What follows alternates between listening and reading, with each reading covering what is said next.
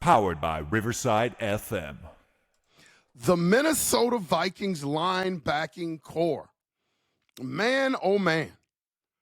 2024, the 2024 linebacker unit, they were not scrubs. They were not scrubs, UP Nation. And we're doing a lot of compare and contrast from the 2024 team to the 2025 team. Each unit on the Minnesota Vikings. Why? Because there are a pocket full of NFL supposed analysts out there that feel like the Minnesota Vikings are going to be last in the NFC North and one of the worst teams in the NFL. And for the life of me, I just don't stand where they are getting these takes from. So whether in an argument, debate about it, I'm like, okay, I'm going to try to see this from somebody else's perspective, even though that they're wrong. So I'm putting together a series of podcasts. You can go back and look at all of the units for the Minnesota Vikings, and I just want to lead you down the road step by step and try to figure out, okay, maybe there's something that I'm missing, UP Nation.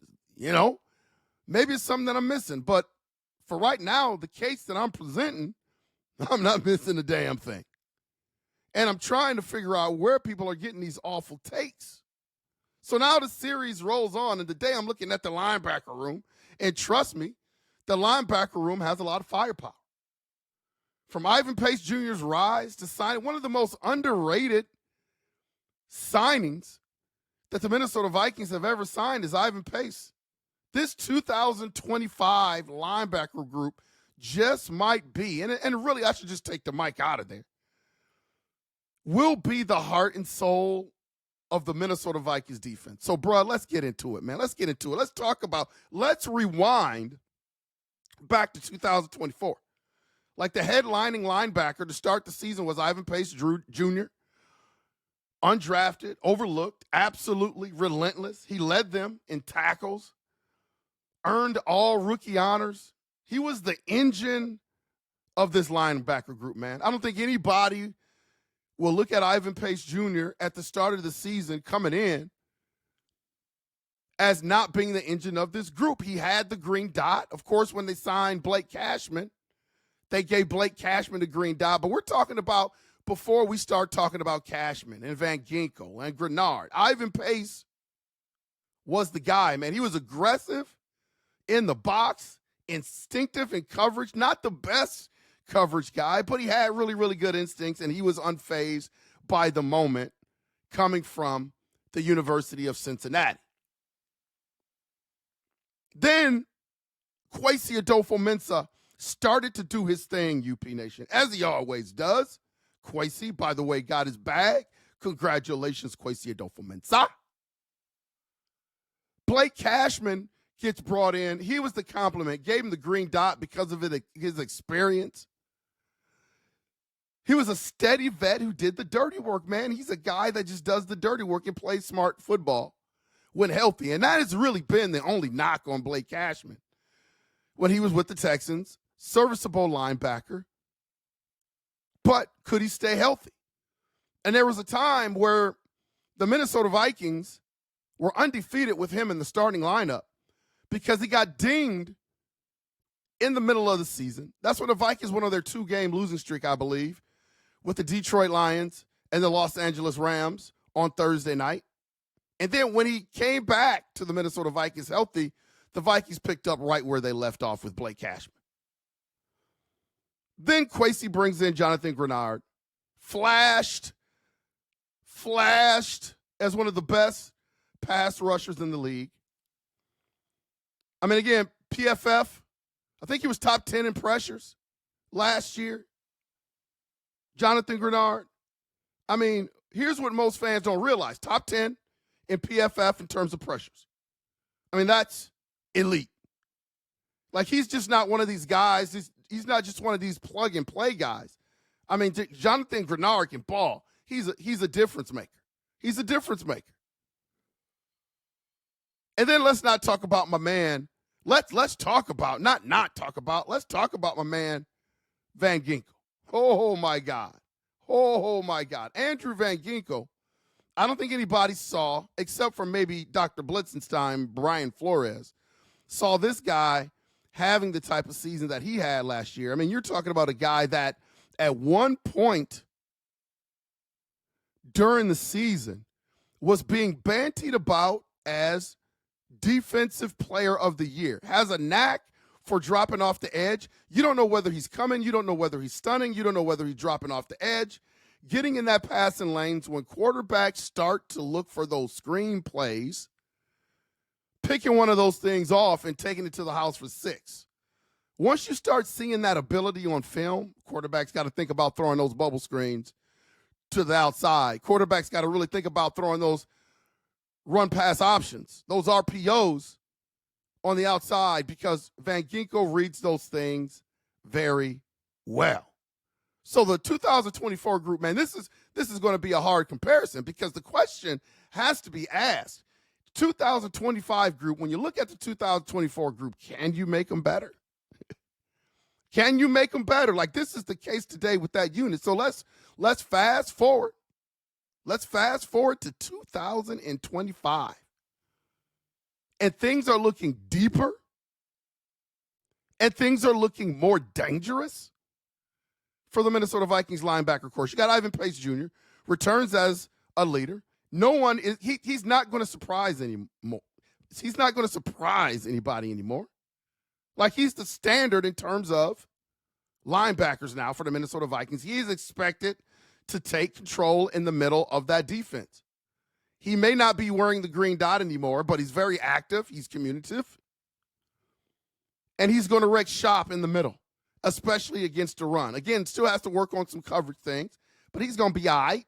Blake Cashman is back again, playing that enforcer role, especially on early downs, wearing the green dot. Has a great understanding of Brian Flores' defense, going to wreak havoc. He's a top-tier pressure creator. His ability to win on the edge when he runs loops gives this defense more flexibility. Then you got Jonathan Grenard, one of the best edge rushers in the league, according to PFF, top 10. That ability to win on the edge is going to be paramount for the Minnesota Vikings and this defense. Andrew Van Ginkel, Dolphins linebacker, returned for a reunion in Minnesota with Brian Flores. I mean, he's a guy that just creates havoc. 6 sacks last year, 3 forced fumbles last year, pick 6 last year.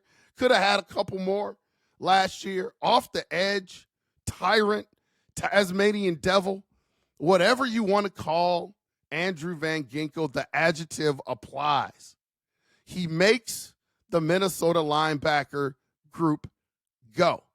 Now the Minnesota Vikings are also adding youth to their group, depth to their group. Kobe King, 6th-round pick out of Penn State, thumper in the run game.